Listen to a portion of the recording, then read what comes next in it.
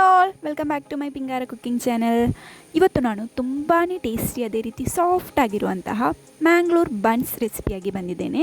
ಮನೆಯಲ್ಲೇ ತುಂಬಾ ಈಸಿಯಾಗಿ ಅದೇ ರೀತಿ ತುಂಬಾ ಟೇಸ್ಟಿಯಾಗಿರುವಂತಹ ಬನ್ಸನ್ನು ನಾವು ಹೇಗೆ ಮಾಡೋದು ಅಂತೇಳಿ ಈ ವಿಡಿಯೋದಲ್ಲಿ ನಾನು ಕಾಣಿಸಿದ್ದೇನೆ.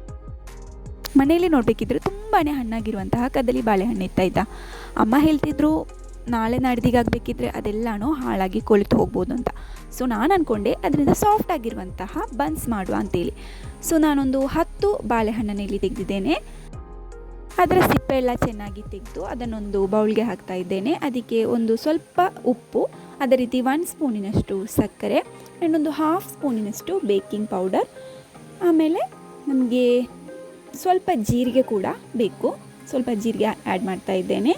ಇನ್ನು ನಮಗೆ ಬೇಕಾಗಿರೋದು ಒಂದು ಅರ್ಧ ಕಪ್ಪಿನಷ್ಟು ಮೊಸರು, ಹುಳಿ ಮೊಸರಲ್ಲ, ಹುಳಿ ಇಲ್ಲದ ಮೊಸರು. ಸೊ ಇದನ್ನು ಹಾಕಿ ಚೆನ್ನಾಗಿ ಮಿಕ್ಸ್ ಮಾಡ್ತಾ ಇದ್ದೇನೆ. ಕೈಯಲ್ಲೇ ನಾನು ಚೆನ್ನಾಗಿ ಇದನ್ನು ಮಿಕ್ಸ್ ಮಾಡ್ತಾ ಇದ್ದೇನೆ.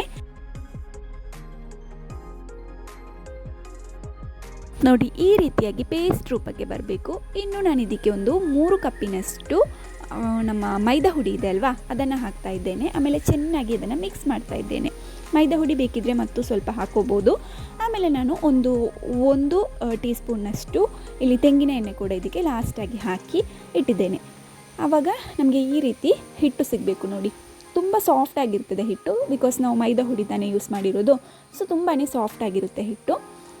ಇನ್ನು ಇದನ್ನು ನಾವು ಸ್ವಲ್ಪ ಹೊತ್ತು ರೆಸ್ಟ್ ಮಾಡಲಿಕ್ಕೆ ಇಡಬೇಕು. ಸ್ವಲ್ಪ ಹೊತ್ತು ಅಂತ ಹೇಳಬೇಕಿದ್ರೆ ಒಂದು 4 ರಿಂದ 6 ಗಂಟೆಯಷ್ಟು ಹೊತ್ತಾದರೂ ನಾವು ಇದನ್ನು ರೆಸ್ಟ್ ಮಾಡಲಿಕ್ಕೆ ಇಟ್ಟರೆ ನಮ್ಮ ಬನ್ಸ್ ಕೂಡ ತುಂಬಾ ಉಬ್ಬಿ ಅದೇ ರೀತಿ ಸಾಫ್ಟಾಗಿ ನಮಗೆ ಸಿಗ್ತದೆ.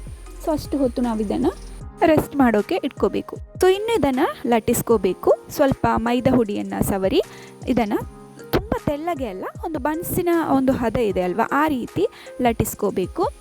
ಸೊ ನೋಡಿ, ಆ ವಿಡಿಯೋದಲ್ಲಿ ನಾನು ಹೇಗೆ ಲಟ್ಟಿಸ್ತಿದ್ದೇನೆ. ತುಂಬಾ ಸಾಫ್ಟಾಗಿರುವಂತಹ ಹಿಟ್ಟಲ್ವಾ ಇದು. ಸೊ ಸ್ವಲ್ಪ ಈ ರೀತಿ ಇದನ್ನು ಲಟ್ಟಿಸಿದರೆ ಸಾಕಾಗ್ತದೆ. ಇನ್ನು ಇದನ್ನು ಬಿಸಿ ಬಿಸಿ ಎಣ್ಣೆಗೆ ಹಾಕಿ ಹುರಿದ್ರೆ ಅಂತೂ ಬನ್ಸ್ ಅಂತೂ ರೆಡಿ ಆಗ್ತದೆ. ಸೊ ಒಂದು ಬಾಣಲೆಗೆ ಸ್ವಲ್ಪ ತೆಂಗಿನ ಎಣ್ಣೆಯನ್ನು ನಾನು ಆ್ಯಡ್ ಮಾಡ್ಕೋತಾ ಇದ್ದೇನೆ. ಅದು ಚೆನ್ನಾಗಿ ಬಿಸಿಯಾಗುವ ತನಕ ವೆಯ್ಟ್ ಮಾಡ್ತಾ ಇದ್ದೇನೆ. ಅದಾದ ನಂತರ ನಮಗೆ ಒಂದೊಂದೇ ಬನ್ಸನ್ನು ಹಾಕಿ ಚೆನ್ನಾಗಿ ಹುರಿದು ತೆಗಿಬೇಕಿದ್ರೆ ಒಳ್ಳೆ ಸಾಫ್ಟಾಗಿರುವ ಅದೇ ರೀತಿ ಒಳ್ಳೆ ಟೇಸ್ಟಿಯಾಗಿರುವಂತಹ ಪಫಿಯಾಗಿರುವಂತಹ ಬನ್ಸ್ ಸಿಗ್ತದೆ. ಸೊ ಅದು ಹೇಗೆ ಮಾಡೋದು ಅಂತ ನೋಡುವ. ಸೊ ಈ ಎಣ್ಣೆಗೆ ನಾನಿನ್ನು ನೋಡಿ ಒಂದೊಂದೇ ಬನ್ಸನ್ನು ಬಿಡ್ತಾ ಇದ್ದೇನೆ.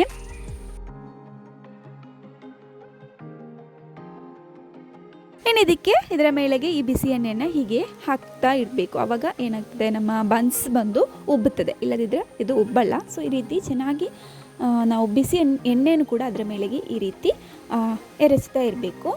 ಸೊ ಇನ್ನು ನೋಡಿ, ಈ ರೀತಿ ಉಬ್ಬಿ ನಮಗೆ ಬನ್ಸ್ ಸಿಗ್ತದೆ. ಇವಾಗ ನಮ್ಮ ಬನ್ಸ್ ನೋಡಿ ಉಬ್ಬಿ ಯಾವ ರೀತಿ ಬಂದಿದೆ ಅಂತೇಳಿ. ಸೊ ನಮ್ಮ ಸಾಫ್ಟ್ ಆಗಿರುವ ಅದೇ ರೀತಿ ಟೇಸ್ಟಿಯಾಗಿರುವ ಬನ್ಸ್ ಅಂತೂ ತಯಾರಾಗಿದೆ. ನಿಮಗೆ ಈ ರೀತಿಯ ಮನೆಯಲ್ಲೇ ಮಾಡಿರುವಂತಹ ರುಚಿಕರವಾಗಿರುವ ಅಡುಗೆಗಳು ಇಷ್ಟ ಅಂತ ಆಗ್ತಿದ್ರೆ ನನ್ನ ಪಿಂಗಾರ ಕುಕ್ಕಿಂಗ್ ಚಾನಲ್ಗೆ ಸಬ್ಸ್ಕ್ರೈಬ್ ಮಾಡೋದನ್ನು ಮರೆಯದಿರಿ. ಅದೇ ರೀತಿ ಥ್ಯಾಂಕ್ ಯು ಫಾರ್ ವಾಚಿಂಗ್. ಇನ್ನೂ ಕೂಡ ಒಳ್ಳೆಯ ರೆಸಿಪಿಗಳಾಗಿ ನಾನು ಬರ್ತೇನೆ. ಸೊ ಕಾಯ್ತಾ ಇರಿ. ಆ್ಯಂಡ್ ಪಿಂಗಾರ ಕುಕ್ಕಿಂಗ್ ಚಾನಲ್ಗೆ ಸಬ್ಸ್ಕ್ರೈಬ್ ಮಾಡೋದನ್ನು ಮರೆಯದಿರಿ.